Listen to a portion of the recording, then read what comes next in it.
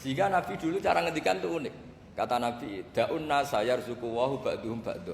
Manusa barno wae engko saling memberi rezeki. Ketika ada collab, Medina itu pernah collab. Terus sekarang pernah defisit itu. Beberapa pakar ekonomi datang ke Rasulullah, ya Rasulullah, sa'ir, tolong dikasih harga standar. Tapi apa jawabannya Nabi?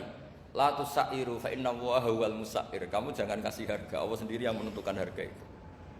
Terus kata Nabi, kenapa engkau begitu ya Rasulullah? Ini negara harus ditentukan harga karena gini-gini. Kata Nabi, saya tidak ingin ketemu Allah dalam keadaan dolim.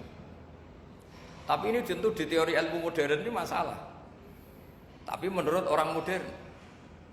Tapi kalau menurut ilmu hakikat itu nggak akan masalah. Misalnya, kenapa Nabi tidak menentukan harga dalam keadaan negara seperti itu?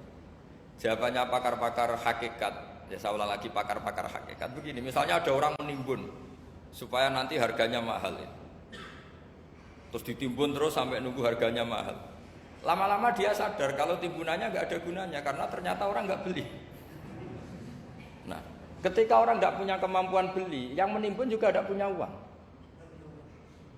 Nah, tapi kalau sampean tanya, tapi Gus nak tuku barang pokok kan kita mati karena kehabisan stok. Itu masalah tauhid Anda. Bagaimana mungkin kamu bayangkan seorang makhluk tidak bisa hidup atau nggak dapat rezeki?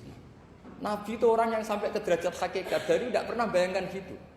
Salah sampean jadi orang yang tauhidnya masalah. Sehingga terus bayangkan, wah kalau negara ini chaos, wah kita makan apa? Kalau negara nggak stabil, wah kita gimana? Itu tidak bisa seperti itu. Dulu ketika kita dijajah Belanda, itu kiai-kiai kita, Mbah Hasyim Asy'ari, Mbah Ahmad Dahlan, mondoknya di Mekah. Sampai alim alama, dua beliau, Mbah Hasyim sama Mbah Ahmad Dahlan itu ngajinya sama-sama Syekh Khotib Minangkabau.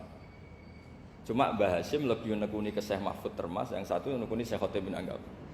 Jadi dua beliau itu ngaji di guru yang sama. Mbah saya, buyut saya itu ya sudah mondok Mekah. Itu zaman dijajah Belanda. Sekarang kita agak dijajah, enggak mondok di sana. Buyut saya itu zaman itu sudah haji. Buyut kelima saya itu dulu kalau ingin cari tempat yang teduh itu masuk ke gua. Itu masuk gua itu hanya kepalanya saja, kakinya masih di luar. Karena gua di Arab tidak seperti gua di sini. Kalau gua di sini kan orang bisa masuk semua. Kalau gua Arab kan hanya celah-celah batu-batu besar.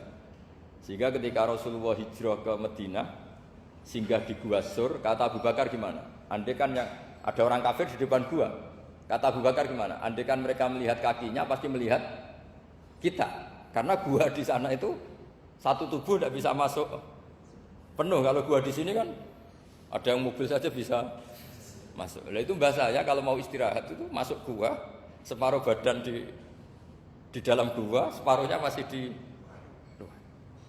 Nah sekarang terus kita bilang, wah kalau kita negara tidak stabil kita haji kemana? Dulu zaman dijajah Belanda kita bisa haji. Soal kebahagiaan. Nenek moyang pulau jenengan tuh anaknya banyak. Dijajah Belanda, jajah Jepang ya nyatanya anaknya banyak-banyak. Itu kira-kira bahagia apa enggak?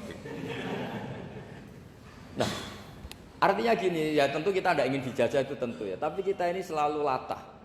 Wah kalau ekonomi jatuh kita makan apa? Kalau kita dijajah kita tidak perlu seperti itu. Rahmatnya Allah Ta'ala itu akan adrokatna. Rahmatnya Allah Ta'ala akan menemukan kita. Apapun kondisi kita, apapun keadaan. Ini cara berpikir tauhid.